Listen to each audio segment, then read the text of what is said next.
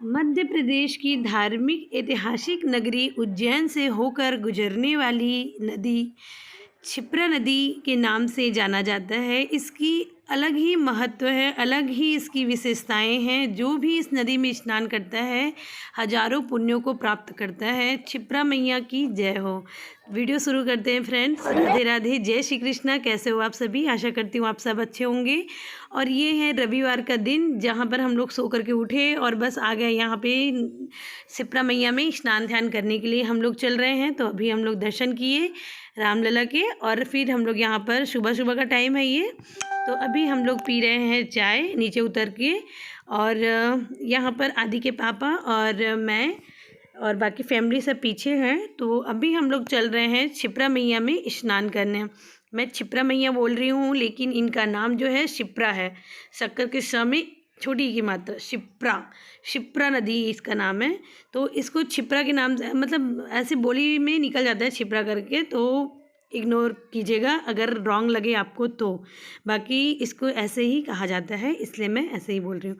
तो क्षिप्रा मैया में हम लोग स्नान करने के लिए अभी हम लोग जा रहे हैं। और यहाँ पर देखिए हम लोग आ चुके हैं घाट पे। तो ये जहाँ पर मंदिर है बस वहीं से ये लगी हुई है। और मंदिर के जस्ट मतलब पीछे से ही इसका रास्ता है जहाँ पे हम लोग रुके थे। तो अभी हम लोग क्षिप्रा मैया में आ गए हैं स्नान ध्यान करने के लिए, दीपदान करने के लिए। और घाट पर देखिए बहुत ही ज़्यादा भीड़ था यहाँ पे। सुबह सुबह का टाइम है लेकिन और ठंड का भी टाइम है, फिर भी लोगों का जो आवाजाही है, स्नान का जो कार्यक्रम है वो चल ही रहा है यहाँ पर। और यहाँ पे बहुत ही ज़्यादा आनंद लग रहा है। इतना आनंद मतलब मैं नहीं सोची थी। और मैं ये मेरी चौथी बार है यहाँ आते हुए। और क्षिप्रा मैया बहुत ही शीतल और शांत है। और जो शांत होता है वो गहरा भी होता है ना। तो ये जितनी शांत लग रही है उससे ज़्यादा ये गहरी भी है क्षिप्रा मैया जो है। और अभी हम लोग स्नान करेंगे तो मैं बच्चों को लेकर के आगे आगे चल रही हूँ कि उनको स्नान पहले करा दूँ, क्योंकि पानी जो था वो बहुत ही ज़्यादा शीतल है, यानी कि बर्फ़ से भी ज़्यादा ठंडा ये पानी है।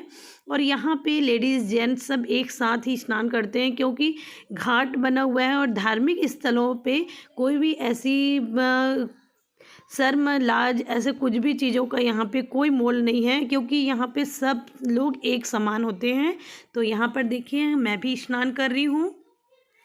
और बस स्नान ध्यान होने के बाद यहाँ से हम अभी क्षिप्रा मैया में जैसे स्नान कर रहे हैं। और क्षिप्रा मैया का जो महत्व है मैं आपको बता रही हूँ। क्षिप्रा मैया जो है, क्षिप्रा नदी का पौराणिक महत्व, मोक्षदायिनी नदी क्षिप्रा नदी का काफ़ी महत्व है। मोक्षदायिनी नाम से इनको जाना जाता है।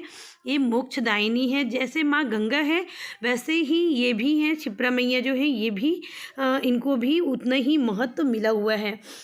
ये जो है ये मध्य प्रदेश की उज्जैन नगरी में जहाँ के राजा महाकाल जी हैं, वहाँ उस नगरी से ये होकर के गुजरती हैं।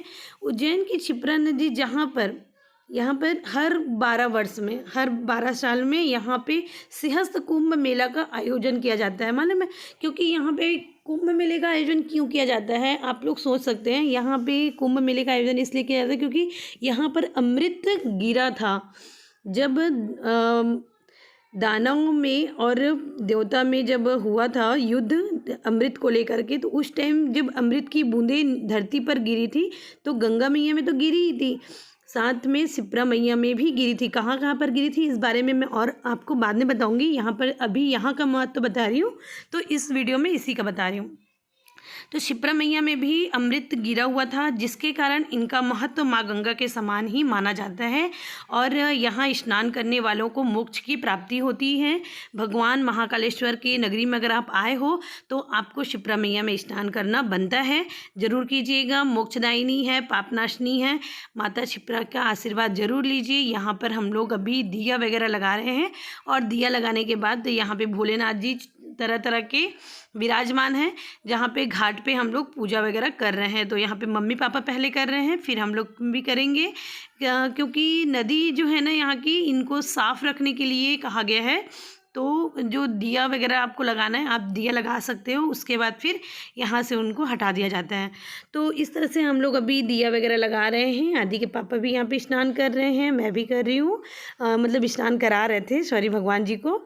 और इस तरह से ये फिर थोड़े थोड़े टाइम में छानते रहते हैं पानी को, यानी कि जाली की हेल्प से जितने भी आप फूल वगैरह चढ़ाते हैं माँ शिप्रा को, तो वो सारी चीज़ों को यहाँ से निकाल लिया जाता है, क्योंकि नदी को साफ करना भी हमारी जिम्मेदारी है और इस तरह से हमें कचरा फैलाना नहीं चाहिए। तो यहाँ दीपदान करना तो बंद हो गया है, आप घाट पे ही दीप लगा सकते हैं और दीप लगा करके आप वहाँ से आशीर्वाद ले सकते हैं माँ शिप्रा का। तो ये तो हो गया माँ शिप्रा पे हम लोगों ने कैसे किया, क्या किया। और स्नान ध्यान का बहुत महत्व है, दीपदान का बहुत महत्व है। और फिर हम लोग वहाँ से आ गए और अब यहाँ पे रामचंद्र जी की बहुत अच्छी मंदिर है और ये धर्मशाला भी है जो बहुत सुंदर है। तो हम लोग अभी मंदिर में दर्शन कर लेते हैं। पापा जी पहले जा रहे हैं मंदिर दर्शन करने के लिए। और शिप्रा मैया की जय हो। आप सभी अगर उज्जैन आते हैं तो शिप्रा मैया में ज़रूर स्नान कीजिएगा। कहा जाता है कि शिप्रा मैया जो है ना, विष्णु भगवान के रक्त से भी निकली हुई हैं। राधे राधे। अच्छी लगती है तो लाइक शेयर सब्सक्राइब